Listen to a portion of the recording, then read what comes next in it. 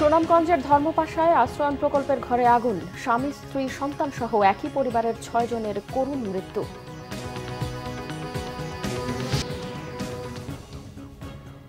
দেখছিলেন crown cement সংবাদ শিরোনাম, এবারে বিস্তারিত।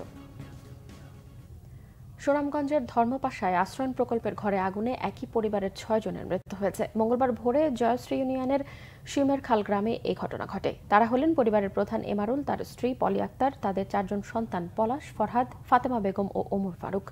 আগুন নিয়ন্ত্রণে এলেও এর সূত্রপাত সম্পর্কে কিছুই জানাতে পারেনি স্থানীয়রা। তারা জানান ঘরের ভেতর থেকে দরজা আটকানো ছিল। পাশের ঘরের লোকজন ধোঁয়া দেখে চিৎকার করতে থাকেন। পরে স্থানীয়রা পুলিশকে জানায়, দরজা ভেঙে তাদের লাশ উদ্ধার করা হয়।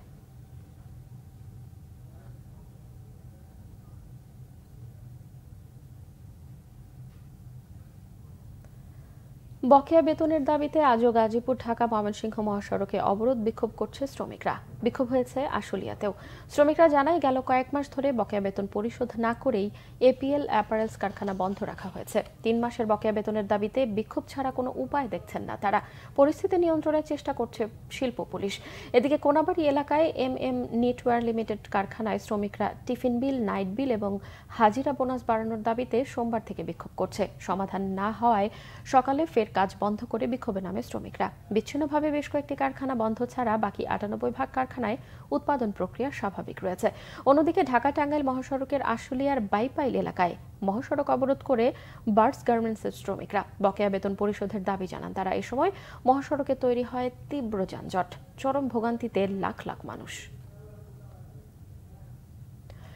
দুর্নীতির মাধ্যমে গত ১৫ বছরে হাজার কোটি টাকার সম্পদ গড়েছেন রাজশাহীর সাবেক এমপি ইঞ্জিনিয়ার এনামুল হক। জড়িয়েছেন বহু বিবাহ ও নারী কেলেঙ্কারিতেও। তার গ্রেফতারের পর মুখ খুলতে শুরু করেছে বাগমারাবাসী। দ্রুত বিচার শেষ করে সর্বোচ্চ শাস্তির দাবি তাদের। রাজশাহী প্রতিনিধি পরিতোষ চৌধুরী আদিত্যের তথ্য ও ছবিতে ডেস্ক রিপোর্ট। ২০০৮ সালের সংসদ নির্বাচনে রাজশাহী ৪ আসন থেকে আওয়ামী লীগের মনোনয়ন পাওয়ার সময় এনামুল হকের কৃষি জমি ছিল ৭,২৫,০০০ টাকার। ২০২৩ সালে সেটি বেড়ে দাঁড়ায় ১,২৬,০০,০০০ টাকা। মন্ত্রী প্রতিমন্ত্রী এমপিদের মধ্যে গত ১৫ বছরে অস্থাবর সম্পত্তি বৃদ্ধিতে শীর্ষে তিনি। এমপি হয়ে প্রথম মেয়াদেই বাগমারা উপজেলার সদর ভবানীগঞ্জে স্থানীয়দের উচ্ছেদ ও অবৈধভাবে পুকুর ভরাট করে গড়ে তুলেছেন প্রায় ২ বিঘা জমির উপর আধুনিক ৭ তলার নিউ মার্কেট।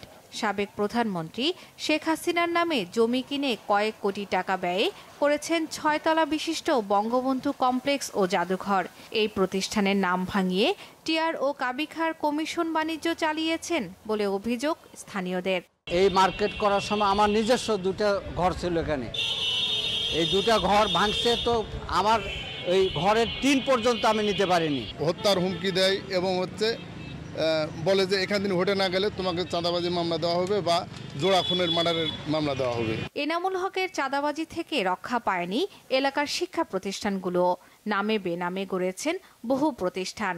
রাজশাহীর কাটাখালীতে বিদ্যুৎ কেন্দ্র, এনা ready mix centre, সাকোয়া text sweater কারখানা ও সোনাদিঘি মোড়ে 14 তলার সিটি সেন্টার গড়ে তোলেন তিনি।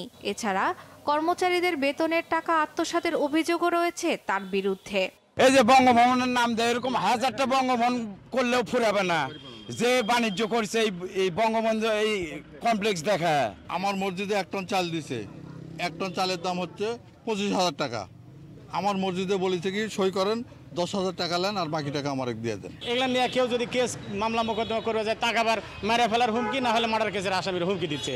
রয়েছে দলে পদ বাণিজ্যের অভিযোগও। ত্যাগী নেতাদের বাদ দিয়ে গুরুত্বপূর্ণ পদে বসিয়েছেন পরিবারের সদস্যদের। বাচ্চা সব নেতাকর্মী উনি বাদ দিয়ে বিভিন্ন রকমের তার নিজের ভাই ভগ্গর প্রত্যেকটা প্রতিষ্ঠানের সভাপতি বানা মানে বাণিজ্য মেলা করছে। এ পর্যন্ত তার বিরুদ্ধে 4টি মামলা রয়েছে। তার যে বিভিন্ন সশস্ত্র বাহিনী যে এখানে বিভিন্ন তাণ্ডব চালিয়েছে, আমরা তাদের বিষয়ে গোয়েন্দা নজরদারি সহ আমরা বিভিন্ন খোঁজখবর রাখছি। তদন্ত কাজে আমরা এই বিষয়গুলিকে আমলে নিচ্ছি। ২০০৮ সাল থেকে টানা ৩ মেয়াদে আওয়ামী লীগের এমপি ছিলেন ইঞ্জিনিয়ার এনামুল হক। ১৬ সেপ্টেম্বর থেকে কারাগারে আলোচিত এই আওয়ামী লীগ নেতা। Bangla vision news desk. দীর্ঘদিন সংস্কার না হওয়ায় বেহাল রাজবাড়ী পৌরসভার বেশিরভাগ সড়ক। সামান্য বৃষ্টিতে খানাখন্দে পরিণত হয় এসব সড়ক। এতে চরম ভোগান্তিতে সাধারণ মানুষ। বছরের পর বছর এমন দুর্ভোগে ক্ষুব্ধ চালক ও যাত্রীরা। রাজবাড়ী থেকে এম দেলোয়ার হোসেনের তথ্য ছবিতে ডেস্ক রিপোর্ট। দেখে বোঝার উপায় নেই এটি প্রথম শ্রেণীর পৌরসভার রাস্তাঘাট। সংস্কার না হওয়ায় রাজবাড়ী শহরের 2 নম্বর রেলগেট থেকে নূরপুর সাবেক পৌর কাউন্সিলর শাহজাহানের বাড়ি পর্যন্ত সড়কটি পুরোটাই ভেঙে গেছে। শুধু এই সড়কটিই নয়, হাসপাতাল সড়ক, বিনোদপুর, সোনাকান্দর চৌরাস্তা, ড্রাইস ফ্যাক্টরি ও ভবানীপুর সহ বেশিরভাগ সড়কের দশাই বেহাল। পৌরসভার 9টি ওয়ার্ডের 108 কিলোমিটার রাস্তার 68 কিলোমিটারই বেহাল। অন্যগুলোর অবস্থাও নাজুক। ডেলিভারি রোগী, এটা হার্টের রোগী, এটা অসুস্থ রোগী নিয়ে যাওয়া কঠিন অবস্থা হয়ে দাঁড়াইছে, বুঝছেন। দীর্ঘ অনেক দিন ধরে মাপে কয় টেন্ডার হয়েছে, কাজ হবে 2 মাস পরে 3 মাস পরে কাজ হয় না, দীর্ঘ অনেক দিন ধরে যাবো। ভাঙাচোরা রাস্তাঘাটে গাড়ি ঘোড়া চলতে পারে না, মানুষ চলাচল করতে পারে না। একটু বৃষ্টি হলে এখান দিয়ে আর জনচলাচল একেবারে দুর্বিষহ হয়ে দাঁড়ায়। বৃষ্টির সিজনে আমি মোটামুটি 3 বছরে 3বার রিপেয়ারিং করছি, তাও সেই রিপেয়ারিংটা থাকে নাই, ওটা টেম্পোরারি। কিন্তু যখন বৃষ্টির সিজন হয় তখন আবার সেই আগের জায়গায় চলে যায়। ওখানে হচ্ছিল ভারী যানবাহনগুলো চলাচল করার কারণে এই দুর্ভোগটা ওখানে সৃষ্টি হয়েছে। টাকার অভাবে সড়ক সংস্কার করা যাচ্ছে না বলে জানিয়েছে পৌর কর্তৃপক্ষ। নতুন প্রকল্পের মাধ্যমে সড়কগুলোর সংস্কার করার চেষ্টা করা হচ্ছে বলে জানান পৌরসভার নির্বাহী প্রকৌশলী। আমাদেরকে ফান্ডিং করেন, পরবর্তীতে আমরা RUTDP নামে একটা ওয়ার্ল্ড ব্যাংকের প্রজেক্ট আছে, ওইখানে কথা বলছে। ওরা আমাদের ইনভেস্টেড করছিল, কিন্তু এখন পর্যন্ত অ্যাপ্রুভাল দেয়নি। বিগত গভর্নমেন্টের আমলে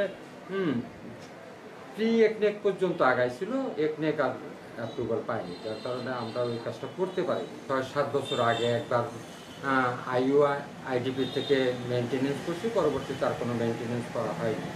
তবে আশ্বস্ত করছি যে এটা অলরেডি টেন্ডার হয়ে গেছে, IUIDP থেকেই পুনরায় মেনটেনেন্সের কাজ করা হবে। এই রেইনি সিজনটা চলে গেলে আমরা এটা মেনটেনেন্স কাজটা করতে পারবো। দ্রুত সড়ক সংস্কার করে জনদুর্ভোগ লাঘবে ব্যবস্থা চায় রাজবাড়ীবাসী। Banglavision news desk. দর্শক, এই ছিল এখনকার মতো। পরের সংবাদ বেলা 2টায়, এর আগে দুপুর 1টায় রয়েছে নিউজ টপ 10 দেখার আমন্ত্রণ রইল। এছাড়াও বাংলাভিশন সংবাদ ও সংবাদ সংশ্লিষ্ট অনুষ্ঠান দেখতে ভিজিট করুন www.bbnews24.com ও facebook.com/banglavishnnews এবং সাবস্ক্রাইব করুন youtube.com/banglavishnnews। এখন সঙ্গে থাকায় ধন্যবাদ সবাইকে।